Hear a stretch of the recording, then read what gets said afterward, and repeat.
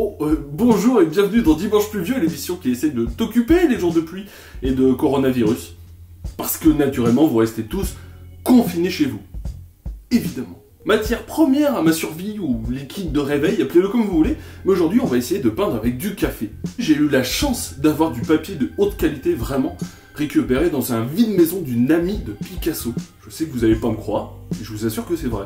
Je ne sais malheureusement pas quel type de papier c'est, mais il a le pouvoir de beaucoup absorber, donc on va le mettre à l'épreuve. Beaucoup d'artistes s'y sont essayés. Il y a quelques années, j'avais peint cette illustration et je m'étais bien éclaté. Et il y a une teinte si particulière qui apparaît, si naturelle et chaleureuse qu'aucun pigment n'arrive à sa cheville. Alors c'est parti, on va réessayer. Ici, pas de préparation spéciale avec du marc ou quoi que ce soit. Je vais juste peindre avec le café encore chaud de ce matin passé à la cafetière. Seulement, j'aurais dû commencer par faire le fond avant le sujet, puisqu'il est uni. Et c'est logique, mais je le suis pas, alors qu'est-ce que vous voulez que j'y fasse? Regardez les fissures d'encre qui se dessinent, je trouve ça captivant. Je réexploiterai ça sûrement un jour. Cet effet est donc possible grâce au papier humidifié au préalable. Essayez, c'est vraiment stylé et ça offre beaucoup de possibilités de jouer avec le hasard et la spontanéité. On dirait presque une fumée chimérique. Et pour ce dessin, je laisse totalement libre cours à mon imagination.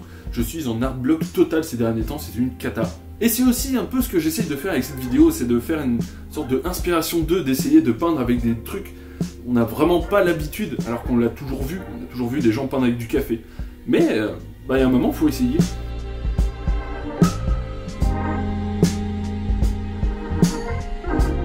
Je commence par peindre des silhouettes de troncs d'arbres. Les arbres m'ont toujours énormément inspiré, j'aime les peindre, ça me détend et ça me rappelle sûrement mon enfance. Je trouve ça fascinant qu'on dessine inconsciemment les choses les plus enfouies au plus profond de nous.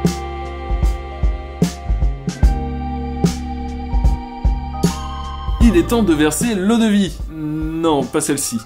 Au bout de quelques gouttes, je me dis que j'aurais dû humidifier au préalable mon fond. Je balance de l'eau sur le tout et l'encre noire pas encore sèche se mélange au café. Et j'adore ça. J'adore les liquides qui se mélangent et j'aurais vraiment voulu garder cette texture humide et liquide, mais une fois sèche, je sais pertinemment que cela va disparaître. Et je garde ça dans un coin de ma tête. Puis je continue.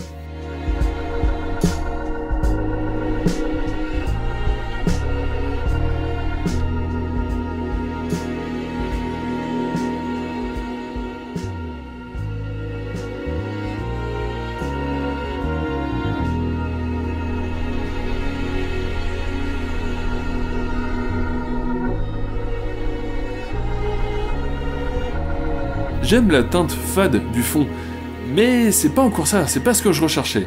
Je laisse tomber pour le moment, j'ai très envie de rajouter un élément qui twiste un petit peu ça pour rehausser le visuel. Un colorant à e-liquide est parfait pour ça, car très concentré.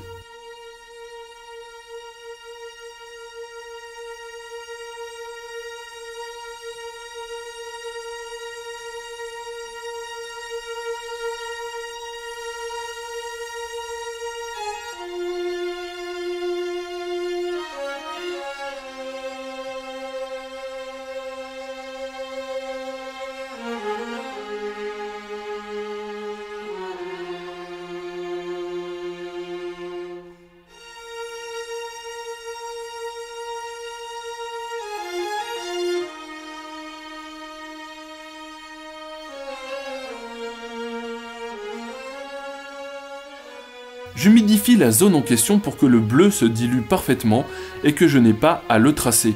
Je veux un rendu naturel. Et c'est en fait ce qui va être compliqué sur cette toile, c'est que je veux garder un rendu spontané. Je veux pas qu'on voit le tracé de ma flamme bleue.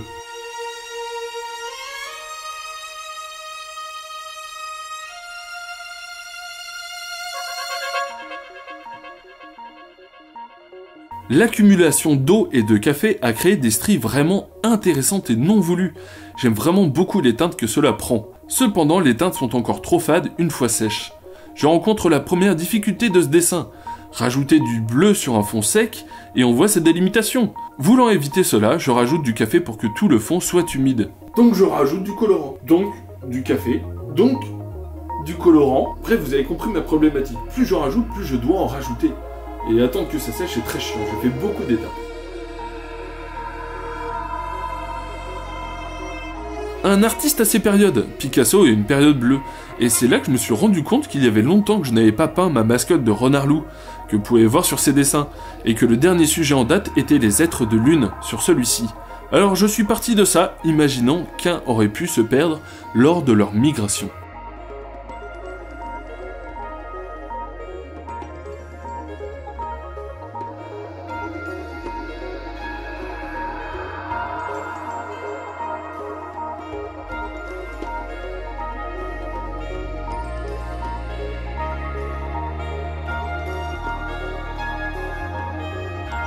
Or, je ne suis pas satisfait de mon fond, je voulais une couleur café bien plus intense. Et comme je n'en ai plus, je tente de créer une encre qui émulerait sa couleur.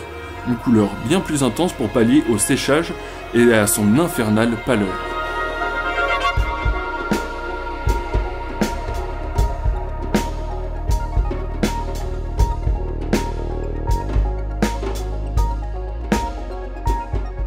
Et ce n'est pas la première fois que je n'arrive pas à conclure un épisode de Dimanche pluvieux par la finalisation du sujet. Vous m'envoyez navré, mais je devrais réessayer ma technique dans une prochaine vidéo.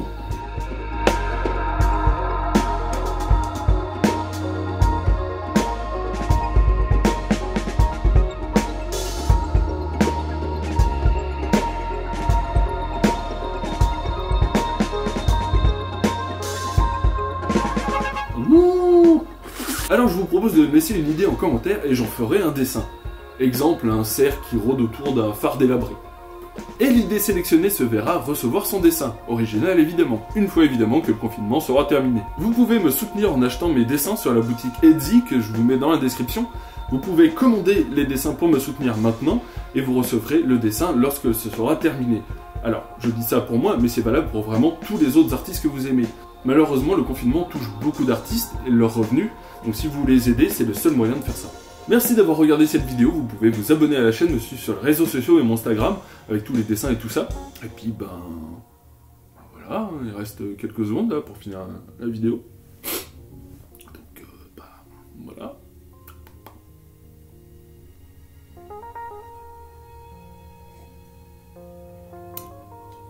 C'est totalement froid. C'est dégueulasse.